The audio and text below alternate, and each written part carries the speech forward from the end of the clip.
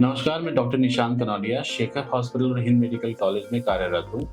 मेरा एक्सपीरियंस करीब 15 से 16 साल का है। शेखर हॉस्पिटल लखनऊ में और हिंद हॉस्पिटल सीतापुर में है और मैं आपको आज कुछ खास बातें बताऊँगा थ्रोम्बोसाइटोपेनिया के बारे में या लो प्लेटलेट्स के बारे में। What is thrombocytopenia and how does it impact overall health? Thrombocytopenia या लो प्लेटलेट काउंट्स यूजुअली तब होता है जब शरीर में खून पतला होने लगता है। खून का गाढ़ा होने का जो क्षमता है वो कम हो जाती है। उसमें कई बीमारियां इन्वॉल्व हैं और उन बीमारियों की वजह से थ्रोम्बोसाइटोपेनिया होता है। थ्रोम्बोसाइटोपेनिया का लेवल अगर 20,000 से कम हो तो उसे माना जाता है कि उसमें भर्ती होने की ज़रूरत है। 10,000 से कम थ्रोम्बोसाइटोपेनिया अगर हो जाता है तो WHO के हिसाब से आपको ट्रांसफ्यूजन की ज़रूरत है और भर्ती होने की ज़रूरत होती है।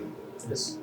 And doctor, what are the primary causes of risk factor and who is at risk of developing thrombocytopenia? So anyone who has the thrombocytopenia or platelet counts lower than 10,000 is at risk of having thrombocytopenia.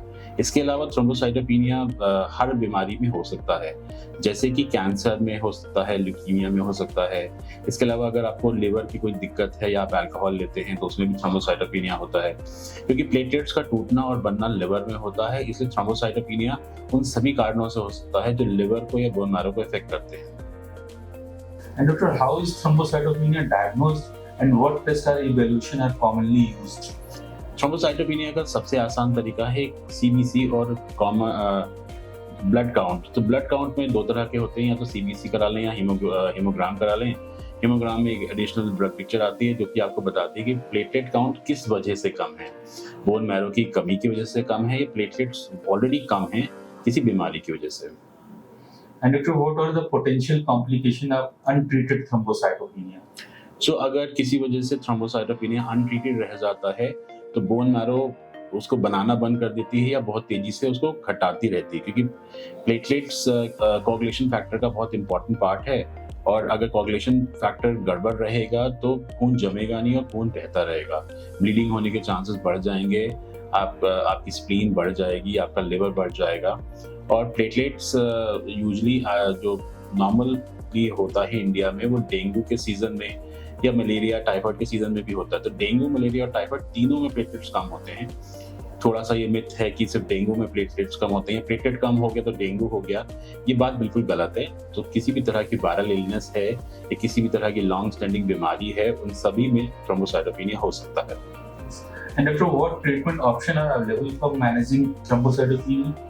जो thrombocytopenia का जो आसान तरीका है treat करने का वो है ओरल मेडिकेशंस आप लें और डिहाइड्रेशन से बचें। तो अगर शरीर में पानी की कमी नहीं होगी तो थ्रोम्बोसाइटोपेनिया नहीं होगा।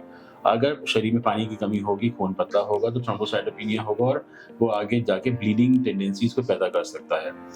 जैसे मैंने आपको पहले भी बताया कि अगर थ्रोम्बोसाइटोपेनिया है और 20,000 से कम है तो आपको हॉस्पिटलाइज होने की ज़रूरत है अगर कहीं से ब्लीडिंग हो रही है। तो ब्लीडिंग आपके मोशन में हो सकती है, पेशाब के रास्ते में हो सकती है, मुंह से आ सकती है या नाक से आ सकती है। ऐसा कुछ भी है तो आपको तुरंत भर्ती होने की ज़रूरत है और अपने डॉक्टर से कंसल्ट करने की ज़रूरत है।